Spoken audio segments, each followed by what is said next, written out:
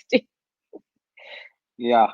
Okay. Yeah. This now it does seem to be that more people are able to join. Okay. So should we get Perfect. started, Neha? Yeah, sounds cool. Sounds good. Sorry for Yeah. all the. All right, guys. I'm sorry, some of you, I know multiple people are trying to join. There does seem to be some sort of issue with the link. We're not sure whether it was the link or whether the room was not yet open to everybody. But nonetheless, great to have everybody here. For those of you who've come here for the first time, welcome. My name is Ryan. Right, I run the Good Times show. Honestly, this is the first time I'm doing it in the India Startup Club, and Neha has been kind enough to agree to come on. But I couldn't be more excited to have Neha on. I know Neha for a while. And one of the incredible things about Neha is she has the craziest profile you can imagine, right? Or, everything that you want to see on somebody's resume, she's got. She was at IIT Bombay, post that, Stanford Business School, BCG, Sequoia, and then now running Tracxn along with her able co-founder Abhishek, right, who happens to be her husband, which is also interesting. So Neha, welcome to the show. Thank you for your patience. I'm excited to be here with you, Ryan. Awesome. We've tried a couple of times. I think a couple of times we tried. We're super excited to have you. I think Yeah. this took some time. Let's actually jump right into today's questions. Just quick warm up. I'm going to skip some of the warm up questions, but this is a question I have to ask. What is it like to have your husband as the co-founder? And it's great that the husband is Yeah. in the audience, so he cannot speak. But what is it like to have the husband as the co-founder? Whenever people ask me this, I give this one categorical answer that financially it's a very bad decision. Both of you, it looks good now, but the initial year, both of you are not earning a lot, are probably spending, and then you're literally living like students. Though you would have worked earlier, so I think financially just putting too many eggs in one basket. How do you draw the line between work and home? I think that is interestingly. I think both of us had come up with this problem independently, and both of us wanted to solve Hmm. this Okay. independently. And we sort of have a sort of pretty similar background. Like both of us were com science, and then were investors, and that's how we chanced upon this idea. So I think it's about something that both of us independently wanted to do. So then I think it's easy to sort of draw the line. You don't see the work as work. You see like that's fun. Okay, if you say so. Let's Yeah. start off there. Maybe I think we've got so much to cover, right? The fact that you guys built global from day one, so many things that are atypical for this Right. startup, which I think so many people can benefit. But maybe if you can first, Neha, before we get into the founding story, right, which is what I want to like to start off with, maybe give us like a 1 minute primer on what does Traction do, right? Why does Yeah. it exist? Right. What's its mission? What does it do? Sure. So Traction in short is like a private market intelligence platform. Easy way to think about us is like a Bloomberg for private companies.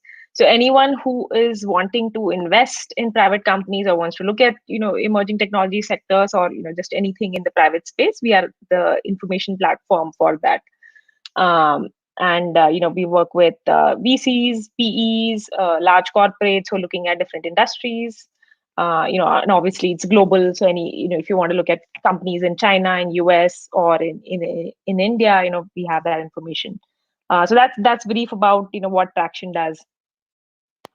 And so when you were starting, and maybe take us through the founding story. You said you and Abhishek came up with the idea independently, right? So what gave you the inspiration? How did you fall upon this idea? Right, right. Yeah. So for me, I think it was interesting. The whole startup, thinking about a startup was, a little bit interesting. So my background, if you look at, like my parents, no one in my extended family has done any business. Unlike, people who come from like business families who want to do a business, my dad, so I grew up in a colony called BARC, which is Bhabha Atomic Research Center, which is the Yeah, interesting okay. part of that is, like nearly half of the people are scientists over there. So including my dad. So he's Okay. he's actually a nuclear scientist, Oh, wow. and And so it is a very studious environment. Everyone is academically oriented. In fact, even I was throughout my sort of, even in IIT, I was sort of very studious kind of a kid, and was more into like I chanced to one TCG and Sequoia, so very in that sense studious, as well as sort of more inclined towards doing a job. So for me, I think the reason why I started this is because this idea was very interesting. And I really as a private market investors, I wished that this platform existed when I was investing, and I wanted to see this happen. And I realized that you can do this, you can build this using technology. And that was the genesis of the initial thing, that this is a very interesting idea, problem that needs to be solved, and this is going to become more and more bigger over time as companies are expanding, and as there's more and more information about companies which is there in the public space. Hmm. So that was the basic thesis, that we really wish that this platform existed for us. Now, timing wise, obviously great startups catch waves, right? So this seems to have caught a phenomenal wave in terms of more data being available, tech being used, as Right, also startup investing going through the roof, right? Not only with VCs, also private companies looking to acquire. So right. I think from a timing perspective, awesome. But in Yeah. no, go ahead, go ahead. Right. Actually, very interesting point on timing. I had heard about it, but I saw it firsthand when we were starting. So, people keep talking about this mushrooming, right? That Right, there is, when the idea is ripe, multiple people see it in different ways, right? And we were one of them. And that's right. coincidentally, actually, a lot of the companies, in the private market actually uh, got started in the same cohort, or across the same year as us. And in fact, in Stanford itself, in my batch, two other companies got started in the private market data space. So one was Oh, excellent. Everstring, which was recently acquired. So they did more on the sales side, not on the private investing side, but most of the sales data side. And then there was Data Fox, who did more on the private companies for conferences, and they were also acquired by Oracle. So interestingly, and both of them were, like my batch. So one was a year senior, the other person was my batch. So the whole thing about mushrooming is actually very real. So when the market is ripe, actually multiple people see this from different angles. So given that the other two got acquired, do we see an acquisition in the future? I'm just Uh, difficult question. I think whenever a startup founder, it's not in your hands. Every It's startup not in your founder hand. would wish that you would have you do that, but obviously you build the company. You should start a company that you love to spend and build, Yeah. spend I think years this is in one it. of the, in fact, this is one of the things that came up in my conversation with Farooq, which is that very interestingly, and I think it's so true, you can't sell a company, somebody Right, can only buy a company. right. Now, so I just want to dig a little bit deeper on this for 2 minutes before we Hmm. shift gears. So one of the most difficult things as a founder, and there are so many founders here in the room, right, who I know, and people who want to become founders as well. I think the most difficult part of that decision is very often you have the idea, it's boiling in your head for some time, like you say, it's a mushrooming up, many people see it, you might see it in and around, but ultimately you need some spark of conviction, right, that allows you to say yes, I am convinced enough, because as founders you typically have many ideas, and so you Right, get to a point of, let's say, boiling over, where you say this, I just have to do this. So when you were right. thinking about this, Neha, how did you get that conviction that yes, I must actually take the leap on this? Yeah. So that was another interesting part. In fact, when I was in Sequoia, I had started coding on the side to I build see. things for my own use. So simple things like, and I had actually done coding after 4 years, so I hadn't obviously done after graduation, and I had to Right. sort of redo it after a few years. And there were simple things, right? Like you're looking at a company, you want to look at all the comps. You want to look at all the other companies who are bidding for the same keywords, who have a similar keywords, etc., right? Or actually there were a lot of interesting things which we used to do manually, and then I had sort of written codes for my own use for that. And that was actually the first thing that, oh, it really works, because I was able to find companies, and I was, for me, the time actually shrank a lot for doing some of the things. So that was the first thing, that okay, yes, you can actually do that. And obviously later on, when we started more formally, more properly, So I was in Stanford, and we got we got into this Lightspeed Fellowship program, which is a program that they Oh, have with nice. some of the top schools. And what they do is essentially, they actually sort of mentor you for about, like a quarter in the summers, and they give you free money without any equity. And for Oh, us, lovely. interestingly, because VCs are also the customer segment, and US was the first market that we actually started off with. We got to work with the founding partner of Lightspeed, which was amazing, because their perspective is very different from some of the Indian investors that we had worked with. And we actually worked with them for like a quarter for the initial product for development. And we when you actually did the first two sales, that is when you was pretty certain that this is a large opportunity. That's awesome. Because one of the big mistakes that I see so many founders making is they actually don't try and make the sale.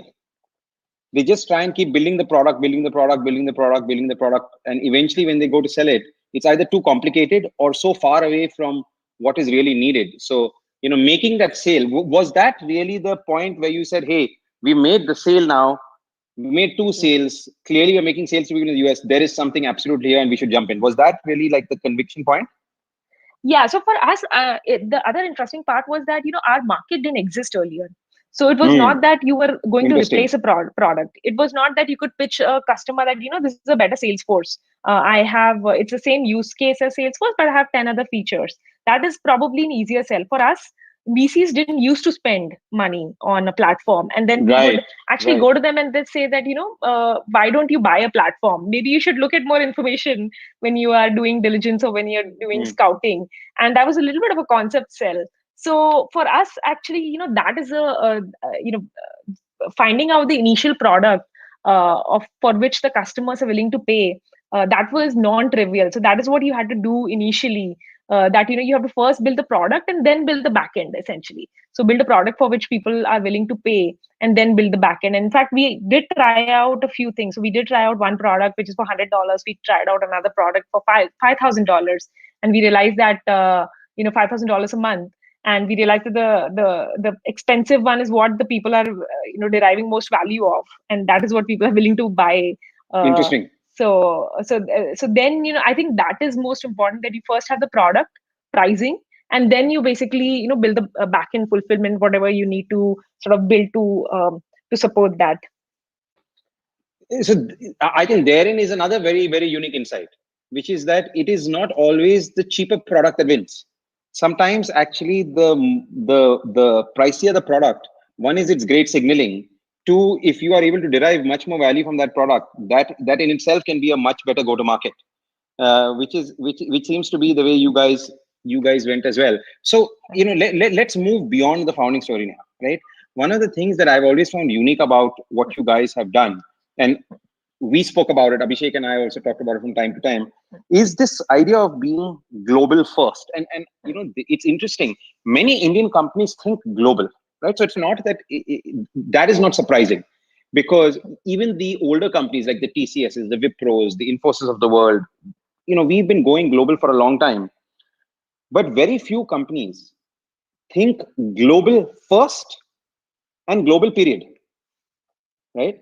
So what kind of inspired you guys to think that no, we should build global first from day zero, rather than evolving to doing global and let's say starting off in India then moving global? How did that thought process come about?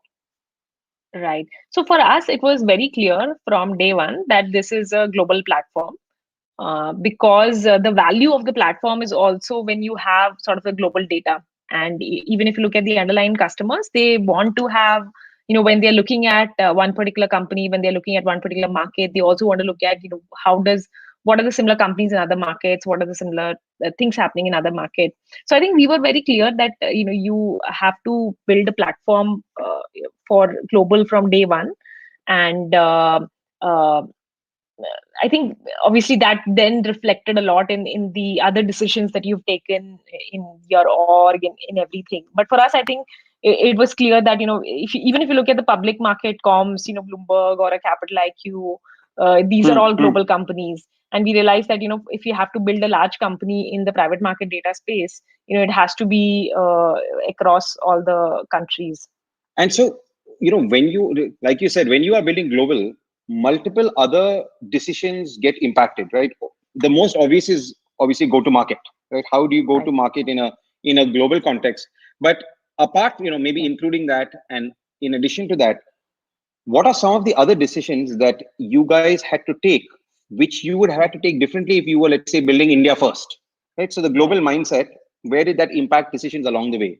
Yeah. So a lot, I would say a lot. And that's a having the clarity initially actually helps a lot. So I'll give you two, three examples. Actually, it is important. It's also important for building the backend as well as obviously the GTM part. To give you a simple example, like the analyst team is a key part of the team Right, that we have. We have about right. nearly 90 sector focus analyst team.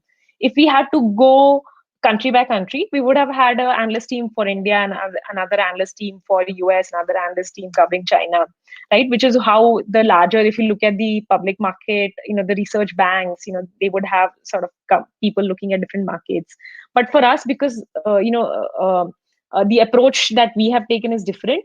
We have one team who's covering, for instance, fintech, and they're looking at fintech globally. So they're looking at fintech, in LATAM, Very in US interesting. as well as there. So hence the depth that they are able to build in a particular sector is much more than So, another person who's looking at one fintech company in, say, India, or among the other companies.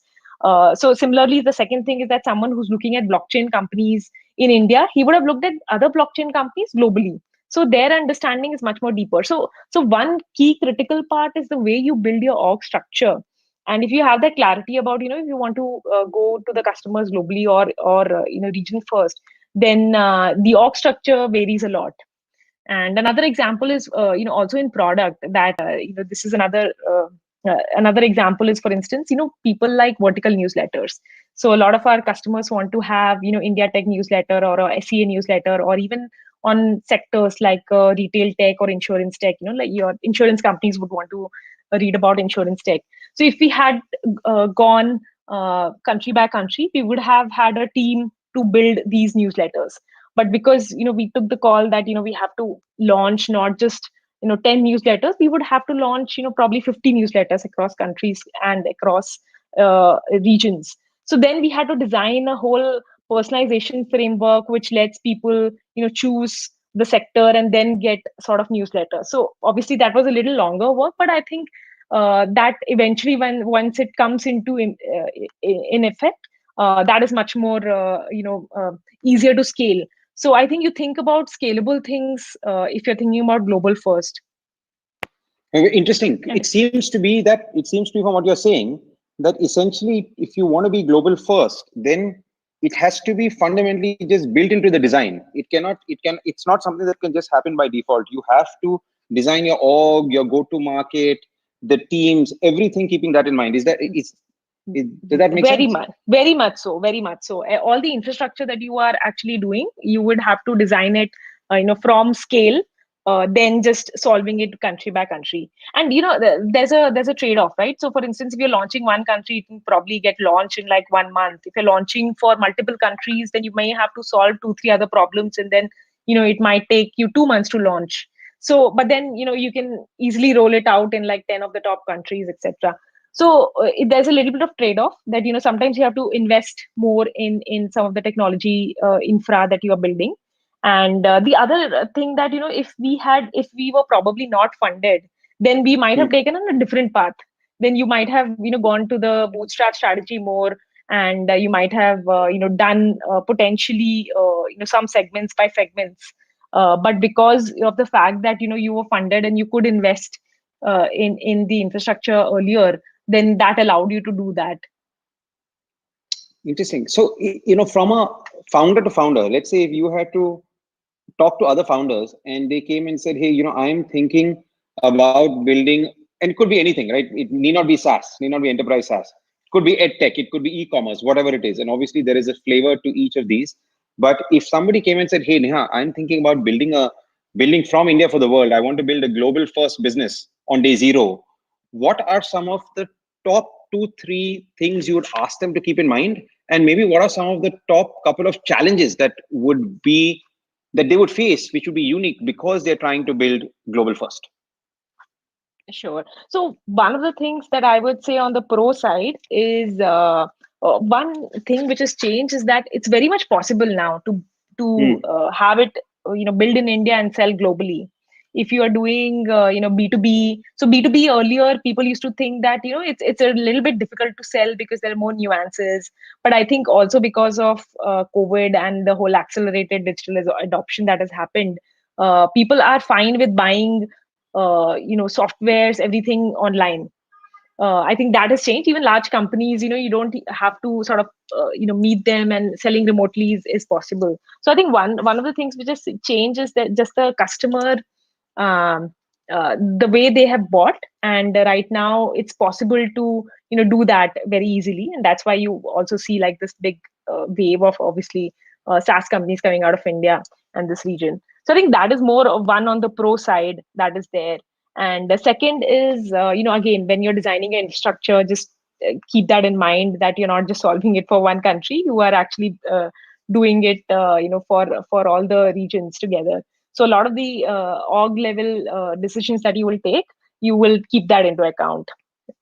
Uh, I think that's probably the second thing. The third thing is what we had done initially, which might be sort of pretty handy, is in your key markets. So the way we started is that we did not know initially, whether it's possible to sell, say, in US through India, and we actually started having a field sales team in US to begin with, and so we had two Oh, sales interesting. team. We had a sales team in Bay Area, and then we had a sales team in Bangalore. So the Bangalore team would cater to all the regions, EMEA and APAC, and then the Bay Area team would cater to the entire North America. And we ran it for about a year and a half, and then we realized that for us, both of them are sort of being able to close enough. So I think initially, when you're not sure, then you can probably invest in having teams in your key, at least the top one or two cities, and see how that happens. And once you have a proof point that your it can also be sold remotely, then you can sort of move to a more inside sales or a remote sales model. But that's a more risk sort of minimization framework that we had taken initially, because we did not know whether this will work or not. Okay, so it's just midway. I'm going to quickly reset the room, guys. We started a little late today because unfortunately we had some technical issues with the link. But now that we've gotten going, uh, if people have questions, and I see Faisal has raised his hands, guys, just raise your hands. I'm going to come and take questions very quickly. I think especially the women in the audience, right? If anybody has questions, Neha is a rare woman co-founder, incredible pedigree. So if anybody has any questions, please raise your hands. I'm going to start bringing you guys up in a minute or so, in a few minutes. Neha, one of the things I wanted to talk about was this apparent lack of diversity in the Indian ecosystem, right? There are at least, there may be a lot more, but at least from what we hear and what we see, few of the really large startups, right, have women co-founders, right? Even on the investor side, I think we have fewer investors than, let's say, one would like, Right. and even in teams. So I think it's across the board. This is a bit Right. of an issue. Right. What are some of your thoughts in terms of why do you think this is happening, and what can we do fundamentally to, let's say, change this quite significantly? Right. Yeah. No, that's a very valid question. And then, obviously it is just very skewed, right? When you look at the Yeah. founder profile or even the investor profile, right? Like the number of female partners which are there in India, there are like just you can just count on one fingertip, right? It is just very skewed as to what you see the typical representation in any of the other sort of a larger company. So yes, I mean, the numbers are pretty skewed, but hopefully things are moving in the right direction. You are seeing at least more women founders coming up, and now on the fund side, in fact, I've recently heard a lot of fund partners saying that we want to increase the number of females in our investing team, which is great that people are consciously doing that. Coming to what is the reason for that, I think it's probably the funnel which feeds into these things, and probably just what has been um, the norm earlier. So just to give an example, for instance, in IIT, when we were there, we had 5% females. So out of a class of 500, we had about 30 females. So just the funnel which feeds into the engineers, and then probably who become sort of VCs, a lot of them who become founders, that is a little skewed. So over time, as that improves, and I hope that the other ratios above will also improve. So that is one on how what I see is one of the reasons. The second is I see a lot of drop off also happening. To give you an example, like there are, at least in the case of females, there are 2 3 cases where the drop off happened that I've seen even in our sort of the company, right? Like, so one is when people get married and they move to a different city, they change their job, or they're doing something else. So that is a case when drop off happens. The second thing is that people, when they take the maternity break, so after a few months, then there's a drop off which happens when people are coming back to work. uh, so I think this is the other thing that I've also seen in the company, that there are a couple of reasons, there are a couple of points wherein, if as an ecosystem you're able to help to reduce the drop off in these points, and that is very helpful. So coming to sort of what we can do to increase the one. So one is consciously making sure that wherever the drop off happens, you as a company or as an org, you are more conscious about it. To give you a small example, like the number of females in the senior management is very less, right? So for us, Yeah. like there was one female who had taken a maternity break, and then who was back, and then what you as a company can do to make sure that that whole initial few months for them is very peaceful, because obviously they are coming, they have teams reporting. So if they don't feel that they are doing a good job in the initial couple of months, or if the work is too much, then they might feel that they want to take a break later on. So how do you as a company make sure that those periods are important? I think that is one thing which I feel should be helpful. And I think the second thing, what is happening is uh, just talking about sort of more role models. So this is one thing that I think Stanford does a pretty good job at. That they have a lot of people coming in and talking about their experiences. So for instance, like Indra Nooyi, or even things like Oprah Winfrey, or even Mary Barra, who was the CEO of GM. These are all people that would have come Right. and then shared their experiences. So I think having those, that is super helpful for the ecosystem, just to have sort of more, because a lot of people have queries. So just to see more role models, see more examples of people who've been there, done that. I think that is super helpful for everyone to see that there is no that this is also possible. So I think there are some like networks that are starting to come about, right? I think Diksha was here for a few minutes. I think she's trying to get back in. So she runs this network called Incubate. There are a bunch of others. Hopefully, we'll see a few more of these, just so that there is like this construct where women can go and hear other women who have succeeded, like you're Right. saying. So I think some of this is starting to happen, but possibly not at the pace at which we need it to happen at. Right. Now, so one of the things, Neha, I've always been curious about, and then I want to get to wrapping this up so we can take questions. Is in your view, and I think it's a tough question to ask, but are there types of companies that you think we are missing out on, or areas in which companies could be built that we are missing out on purely because there aren't enough of women going into, let's say, the founder journey? Right.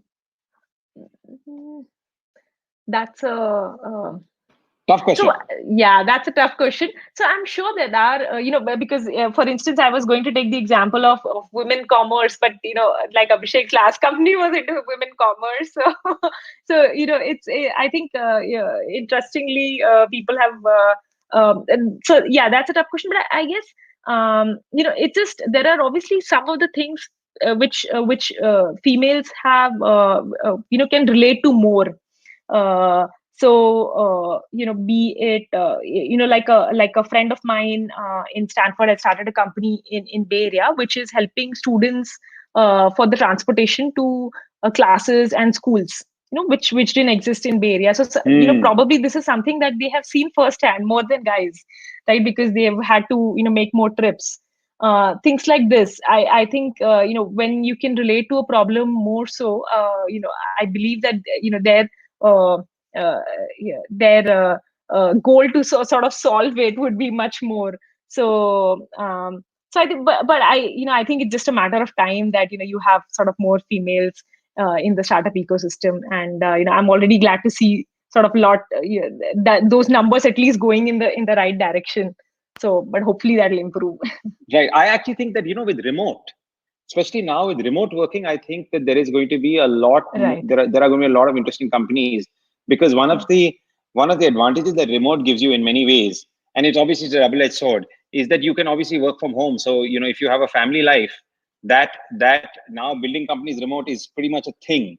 So hopefully we'll see Right. a lot of founders coming there. Guys, again, I'm going to take questions now in the next couple of minutes. So if anybody has questions, please raise your hand. I think we've got one question from Faisal.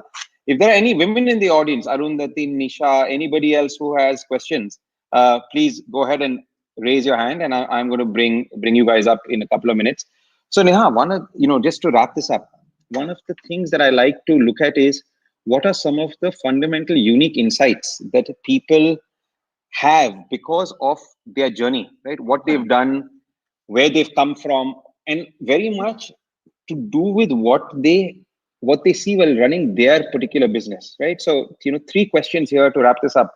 First, looking back at your own journey, what would you do differently, which you know might which you might have, let's say, now had insight on, and it allows you to think very differently about the problem? Can you think of anything that you done very differently in your journey?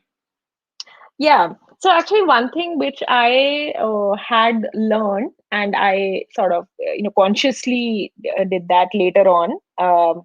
This is sort of more on the more software element. That as a founder, a lot of times you are very focused on getting things done, right? Getting the output, getting things done. But my realization over time is that that is fine for some part of it, but over time you have to also invest in building the infrastructure, building the team. I'll give you a small example. Like there are some friends whom I've known that who are super brilliant, who Hmm. have who are more inclined towards solving everything on their own. And what I see is that even after 10 years, when I meet them, they are running their company and they're still solving all the problems themselves. And obviously that's not a good design, because you can only do so much, and you can only then you're taking like suboptimal calls. So I think that is one thing that I have consciously sort of built over time, that initially your inclination is that let's solve it, let's get things done yourself. And but over time you have to build the team, build the infrastructure which is required to do that, so that you're not taking decisions for everything. Otherwise you will be actually probably solving a much smaller part of the piece even after a few years. Yeah. So So I I think think that is what I would have told to hiring. myself, like Hmm. initially. Hiring always seems to be, with every founder, I think hiring early, hiring better, that makes a Right. huge difference. Right. Right. Like simple example, right? If you're working a lot on legal agreements, like there are legal Hmm. agreements which Hmm. are there, and you constantly keep working on those, then you really need to hire someone who will be able to do it better than you. And you cannot keep doing it, in the third year, fourth year. You can probably do it in the first year. So I think just that applied to everything, I would say. In terms, so this is what you have done differently, Neha. But Yeah. given your experience of having gone through this now, built globally first, all the things that we talked about, what are some of the things that, because of your experience, you now know? So let's call these your earned secrets, right? What are the things Hmm. that you now know, which most people would either think as this doesn't make sense, counterintuitive, or they just wouldn't have that insight, right? So could you just spend a few minutes talking about what some of your earned insights are as a result of doing all of this? Right.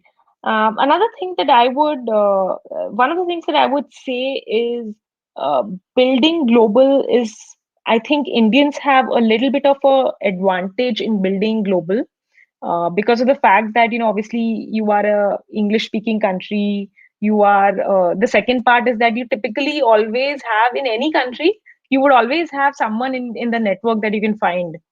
And even if you're looking for someone in Germany and you want to get familiar with the things there, you will definitely be able to find someone. Potentially, someone from India would have gone, or someone from the network that would have gone. So I think that for you as an India company, or you as an India founder, building globally is much more, I think you have a little bit of advantage versus, even if I look at people from US who are thinking about global. I think, being in India, or being, having the Indian background, that is a little bit of a more advantage towards, Hmm, hmm. building global, I would say. And I think, that's why I'm excited about this whole theme of companies coming out of India, which is building for global. So given that, do Yeah. you now believe that Mhm. this is going to happen a lot more?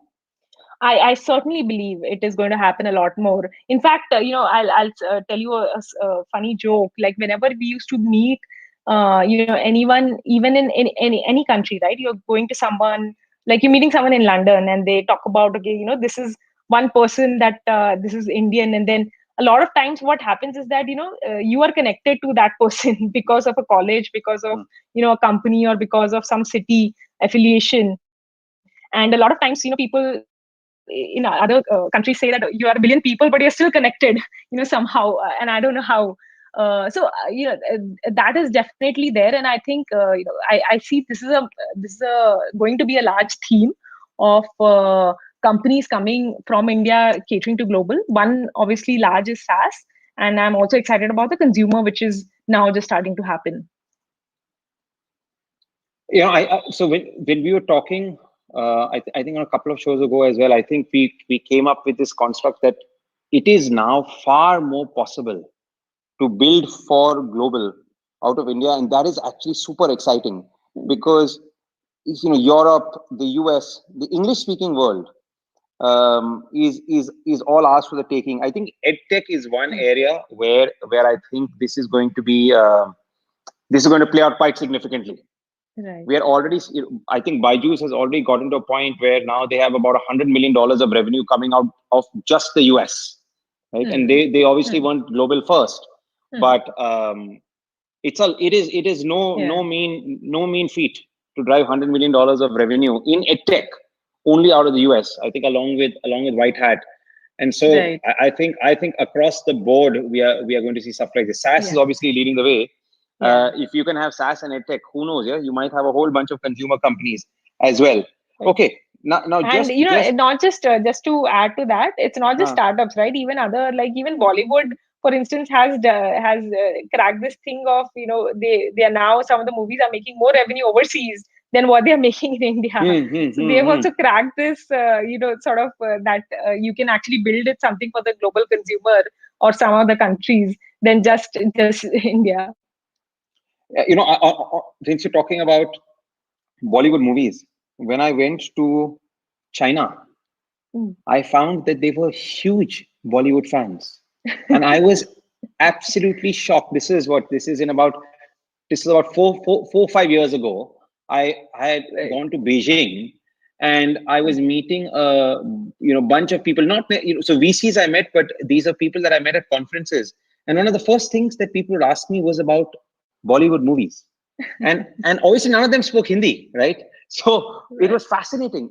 Bollywood does seem to have a massive presence across the world. I think this is one of the one of the things I think that people don't talk about is, which I think is going to be very interesting for India, is as we export all of these companies, we export all of these startups, we think about building things across the world, you tend to then create tremendous amount of soft power for India as a nation, right? This lends itself to creating some massive soft power, and that is stuff that you can't plan.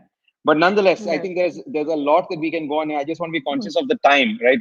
We have a few minutes more, and I know we have to wrap up by 10. So I just want to start taking the questions.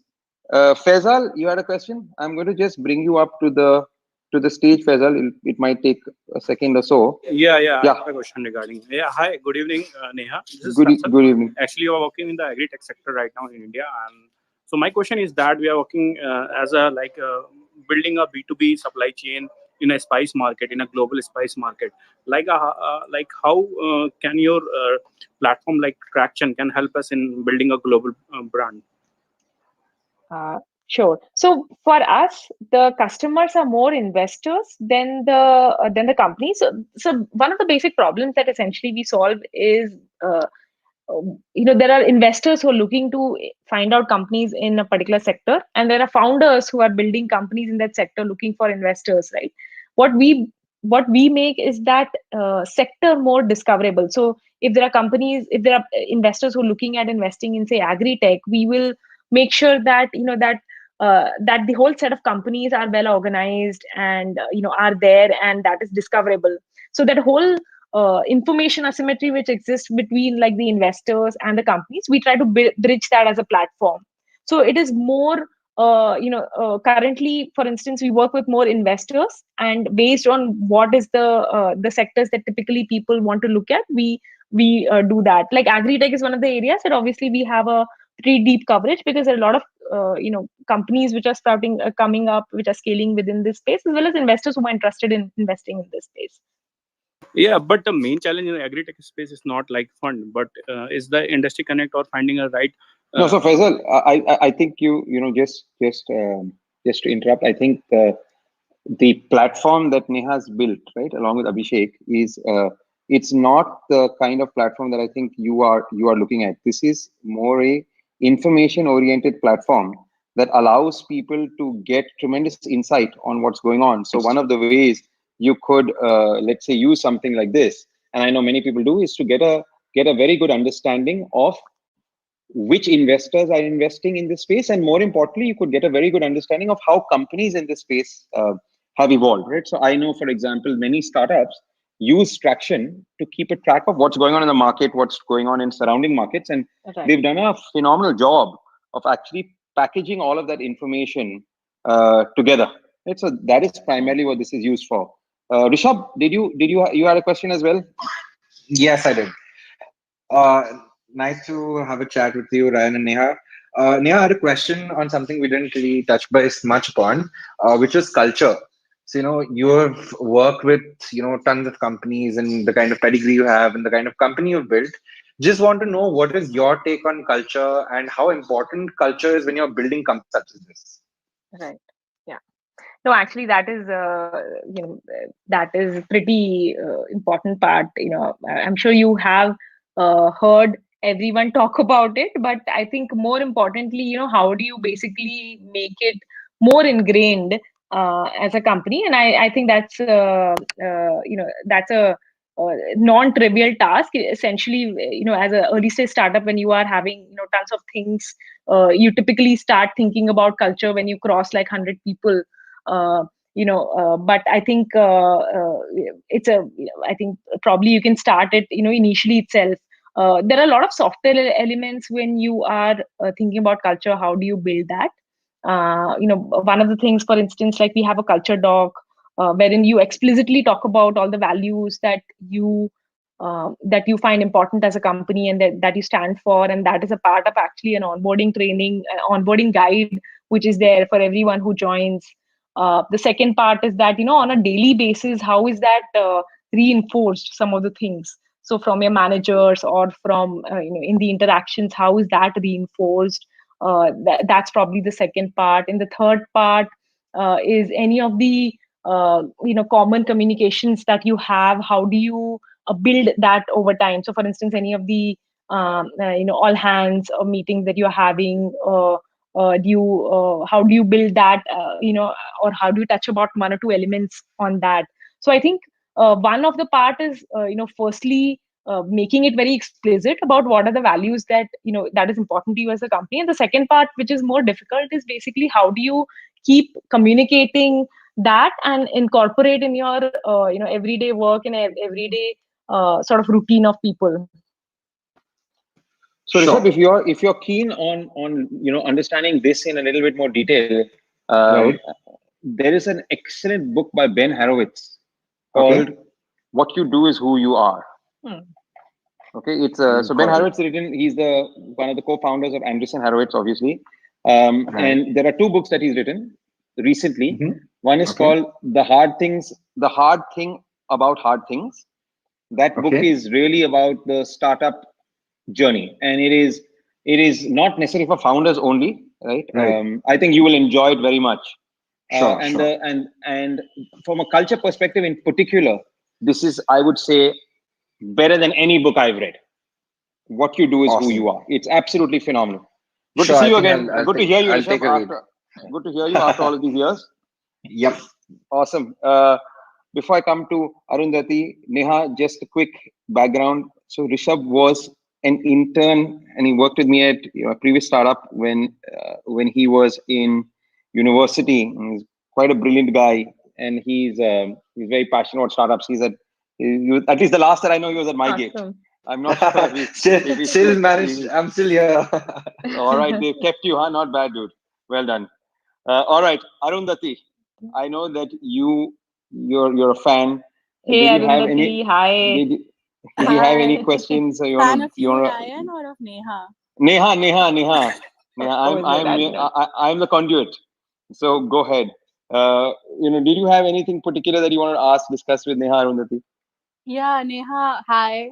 Hey. Awesome session, Ryan, as always. Like I've heard, always a good time when Ryan is in the room. Thank you. Neha, it's great hearing from you. And I wanted to understand what are some industries or verticals in India where you think we're building world-class companies, but we haven't really gone for global yet, and you really hope to see that happening. Yeah.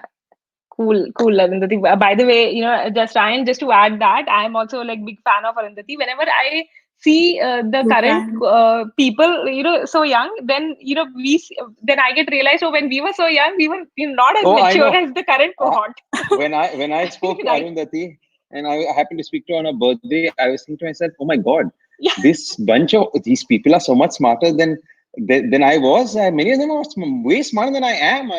It's a real wake up call. In many ways, it's very positive, but it's a real wake up call. Rishabh is also like that. Also very young, insanely smart, and you just realize the ecosystem's in the right people's hands. yeah. I think one of the things which is definitely happening is that people, like when you look at younger people, they are much more mature. They are much more like go getters. They are much more taking initiatives than what we were. We were like probably taking it, Totally. chill by that time. And so many of them want to start companies really young. It's amazing. It's amazing. But I think she So asked a really good yeah, question. Really, really good question. right. Yeah. So Arundhati, I actually, there are some of the things which are probably in India and then yet to be which I feel is world class and yet to probably be discovered. Um, so I think broadly is I think this the SaaS has been probably talked about, has been in the limelight of investors, that is there. The India consumer story is probably little early. So Indian brands actually building products for global customers. I think that is something that I see there is potential for that, but that is still in its early days. I think there are only a few companies uh, which are sort of have started exporting products or even services. So now you see, hopefully in the next couple of years, you'll also see sort of more companies do that.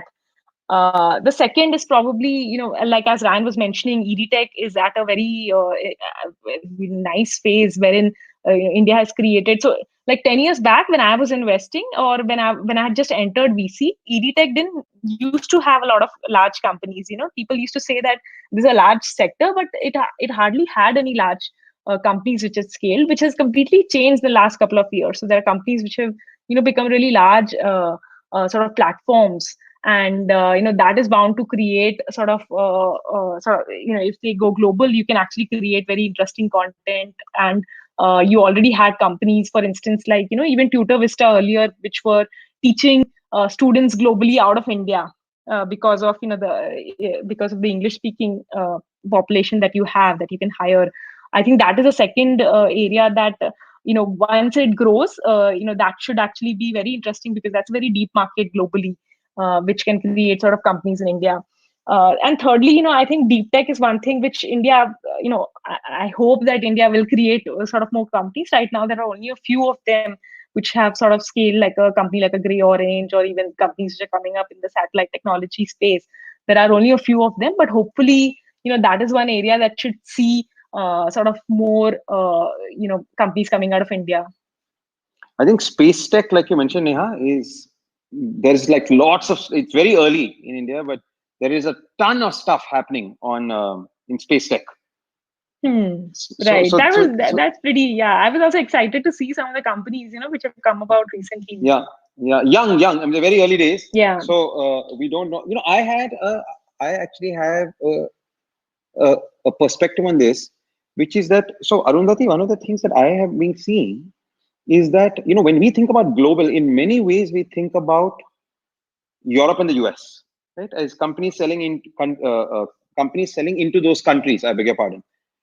But if you think global, there are actually many different markets, right? If you look at the way, let's say, big MNCs are set up, there is EMEA, which is Europe, Middle East, and Asia. Right? There is Australasia. There is the Americas. If you think about Indian companies, one of the views that I have is we are going to see a whole bunch of Indian companies actually going out of India, not necessarily going into the US, right? Some of them going into Europe, obviously because of the historical affinity, but I think many of them will go global to the Middle East, to Africa, maybe South Asia. In many ways, that is also going to be a global play, and Indian companies are very, very, very well placed for that. In EdTech, as an example, Byju's, White Hat, they have targeted the US. But if you think about cultural affinity, right? Think about if somebody were to build a university out of India, or some sort of education program that is more university-ish, a little bit like upgrad. The inherent countries where people would come for stuff like this it would not be the US, right? It would be Middle East, it would be Africa, it would be South Asia, it would be other countries where the education system is not as great. So I think that there are multiple ways that Indian companies are going to go global. So not in terms of what the point I wanted to make is less in terms of specific types of companies. I think the playbook that companies are going to use to go global will be very different. Some will use a US first playbook, some will use a Europe first playbook, and some will use, let's say, a Middle East and Africa kind of playbook. Sorry, Neha, Yeah. you were saying something in that No, regard? I just wanted to add one thing, which is sort of related to this. One of the sectors which I really wish that there would be Indian companies which are currently, not there, is in the whole wellness sort of space. So, for Yes, instance, yes. the Calm, Good point. right? Calm, The exactly. one, Headspace Calm. I think that should be a company out of India, Correct. who is Agreed. having, maybe meditation, or even into yoga. That should be like an Indian company who should go global. Absolutely. Yeah. And I'm wishing that there should be more companies coming out, which I'm yet to see. I, I actually am very passionate about that space. In terms of that is actually India's biggest export. Yoga is Right. India's biggest export. Then Bollywood movies, then everything else, then maybe tech, right? Wow. So you're absolutely Right. right. So I think recently, Pankaj Chadda, right, the Zomato, one of the Zomato co-founders, he has, Neha, moved out to start a wellness focused company. I think Nice. yoga and meditation. Who knows? Maybe Cure Fit, Yeah. right? Maybe Yeah. Cure Fit with Mind Fit. Mukesh is an extremely ambitious fellow, right? And Right. so that's the one thing I hear about him from everybody, that this guy is seriously ambitious. So who knows? He Right. might put India on the map for fitness, wellness, health. Arundhati, is there anything else that you wanted to ask? Otherwise, I'm going to try and wrap this up because we are already past 10. No, that was it. Thank you, Neha and Okay. Ryan. That was a great question and a great way to end this evening's discussion. Guys, thank you so much for stopping by. The link unfortunately didn't work at the start. Looks like it worked a little later.